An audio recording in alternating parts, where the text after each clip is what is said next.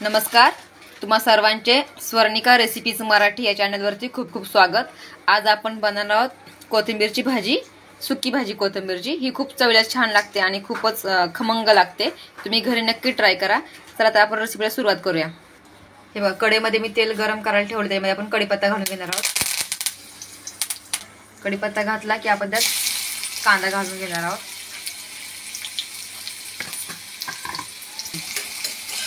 आणि कांदा परतायचा आहे आपल्याला। कांदा ऑप्शनल आहे, तुम्हाला जर कांदा नको असेल, बरेच लोक कांदा खात नाही, तर तुम्ही कांदा नका टाकू, डायरेक्ट तुम्ही भाजी बनवू शकता। कांदा टाकायचा ऑप्शनल आहे, म्हणजे तुम्ही टाकायचं तर टाका, नाही टाकलं तरी चालेल। आपण सोबत मिरची घालून घेणार आहोत। मिरची मी मोठी कापली, म्हणजे ती निवडून काढायला बरी पडते। नंतर काय होतं ना, कधी कधी मग दाता खाल्ले की तोंड भाजतं आपलं, तिखट लागते आपल्याला, जिभेची आगाग होते, त्यासाठी मी मोठीच मिरची टाकते। तुम्हाला बारीक टाकायचं तुम्ही बारीक करून तुम्ही टाकू शकता। तुम्ही ही भाजी लाल मिरची पावडर टाकूनही बनवू शकता। जर तुम्हाला हिरवी मिरची नको असेल तर तुम्ही लाल तिखट घालून लाल तिखटामध्ये पण बनवू शकता, तशी पण छान लागते। थोडासा लसूण घालणार आहे। लसूण मी उशिरा घालतेय, कारण लसूण अगोदर घातला ना, त्याचा जो लसणाचा जो कच्चा फ्लेवर असतो ना, तो भाजीमध्ये नाही उतरत। उशिरा टाकला ना छान लागतो लसूण, कारण करपला ना लसणाची जेवढी टेस्ट असते ना ती येत नाही, त्याच्यामुळे मी उशिराच घालते लसूण। तुम्हाला अगोदर घालायचं तर तुम्ही घालू शकता। 2 चमचे मी बेसन पीठ घालत आहे याच्यामध्ये। बेसन पीठने अजून भाजीला चव येते। बेसन पीठ टाकलं की आपण त्याचं कोरडंच घालून घेणार आहोत, पाणी नाही घालायचं आपल्याला। हे कोरडंच हे करायचं आहे आपल्याला, पाणी बरोबर नाही हे करायचं। सोबत घालणार थोडंसं टोमॅटो बारीक चिरलेला। टोमॅटो पण ऑप्शनल आहे, तुम्हाला हवा असलाच घाला, नाही घातला तरी चालेल। ही भिजलेली मूग डाळ आहे, मी भिजत ठेवली 10 मिनिटं, ती मी याच्यामध्ये घालून घेत आहे। डाळ तुम्ही तुमच्या आवडीनुसार घाला, हरभरा डाळ, मसूरची डाळ, बऱ्याच डाळी आहेत, तुम्हाला जी आवडेल तुम्ही त्याच्यामध्ये टाकू शकता। सगळं झालेलं आहे, आपण डाळ वगैरे घालून त्यात पुन्हा आपण त्याला हलवून घेणार आहोत तसं।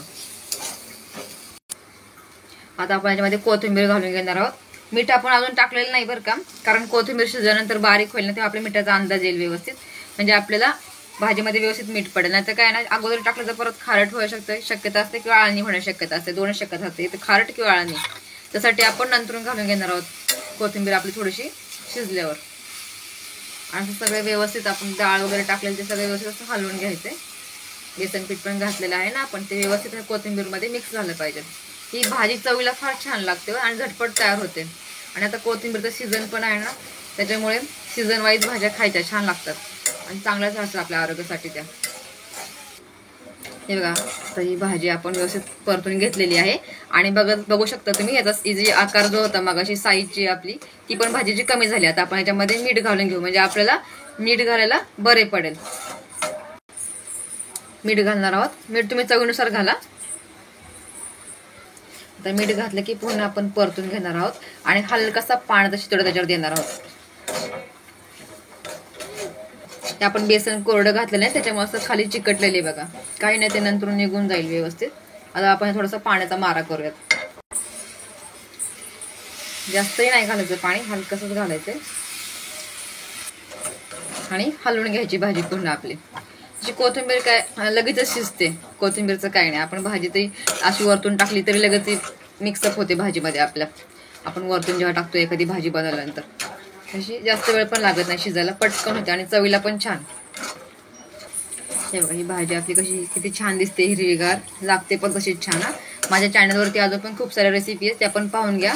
आणि माझ्या सगळ्या रेसिपी ज्या आहेत ना, सगळं झटपट तयार होणाऱ्या आहेत, वाटण न घालताही भाजी बनवू शकतो आपण। अशा पण रेसिपी माझ्या चॅनलवरती अपलोड केलेल्या आहेत मी। हे बघा, आता ही आपली भाजी तयार आहे। आता बेसन सगळं असं कडेला लागायला लागलेलं आहे, म्हणजे आपली भाजी तयार झालेली आहे। तुम्ही भातासोबत, भाकरीसोबत, चपातीसोबत किंवा एखाद्या परोठ्यासोबत पण खाऊ शकता। हे बघा, आपली कोथिंबीरची भाजी तयार आहे। माझी रेसिपी आवडल्यास लाईक, शेअर आणि सबस्क्राईब जरूर करा बरं का। आणि बाजूला जे बेल आयकॉनचं बटन आहे तेही प्रेस करा, तेही दाबा, म्हणजे माझ्या नवीन रेसिपी आल्या की तुम्हाला माहिती पडेल। चला तर मग भेटूया आपण पुढच्या रेसिपीमध्ये, तोपर्यंत खात राहा, स्वस्त राहा आणि मस्त राहा। चला, धन्यवाद, थँक्यू। आणि तुम्ही घरी भाजी नक्की ट्राय करा, खूप चविष्ट लागते आणि खूपच छान। Tata, bye bye.